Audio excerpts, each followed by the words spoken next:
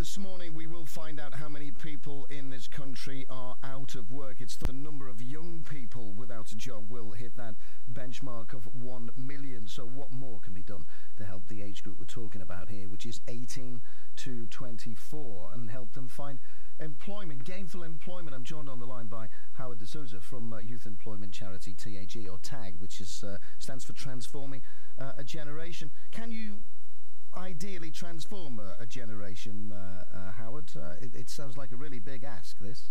It is a big ask, and good morning.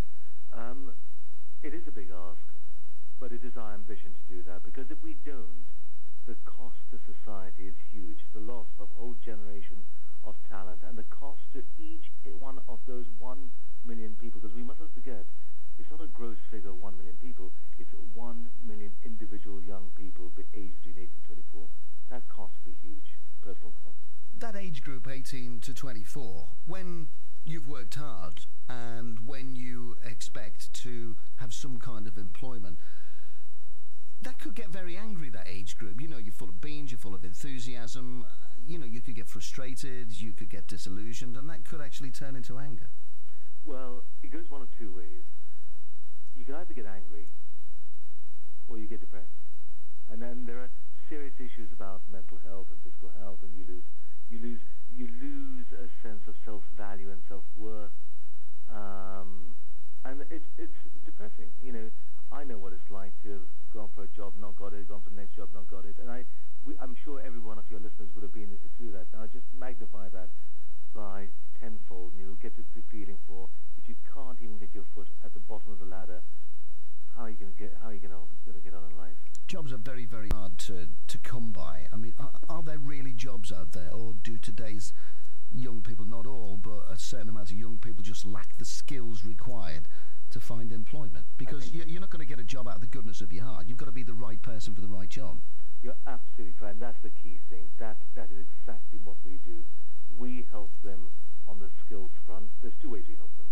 One, we help skill them. Skill them, not just the technical skills required. Obviously, for example, we do a lot of work in the health and fitness sector. If you do not have the skills to be a fitness trainer, you can't be employed. So that's the first thing, the technical skills. The second thing are the soft skills. The soft skills which range from social to behavioral. If you do not know how to behave in an interview, if you do not know how to behave in the workplace, if no one's ever told you how to deal with authority when they tell you to say, go make me a cup of coffee, they don't mean it personally, they just say, look, go make me a cup of coffee. You know, I'm sure you and I have been in that position where people have told us that we go away and make a cup of coffee. Howard, I'm still doing it now. I've worked here for quite a number of years, and I'm still doing it now for people. But you're right. You know, it can be a real culture shock. You know, going from what you do into the workplace. You know, even if it's a small workplace, or you know, even if it's a large factory, say Jaguar Land Rover, who do really well for our young people. But it is a huge culture shock for people, isn't it? It is a huge culture shock. And the other thing is, if you do not have, for example, if you never watched your parents get up in the morning and go to work, come back in the evening tired, if you never have role models that's around you in the community who get up in the morning and go to work, you don't know what the work habit's about, and it's a shock to the system. You know, I get up very early and I have to do some work before I go to work. And my children hopefully will understand that. That's, you know. Well, that's part of the day. It's part of a normal day. Absolutely. What about the success you've had with TAG, with TAG, Howard, finally? Well, we worked with about almost 2,000 young people across the country, of 90% of whom have completed a 6-month program of being skilled in terms of technical skills and soft skills, as well as a 4-month work experience program. In other words, they've been working for four months, and out of that, 40% have secured what they call sustained employment, i.e. jobs, and some more have gone to university, other education, etc.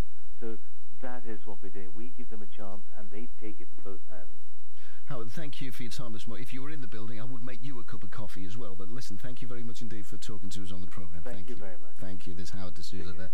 Just look up TAG on Google. You can Google that and get some more information on that. And don't forget, tune in to Sean Styles between 10 and 12 today. Sean will be talking to a man who started his own business 25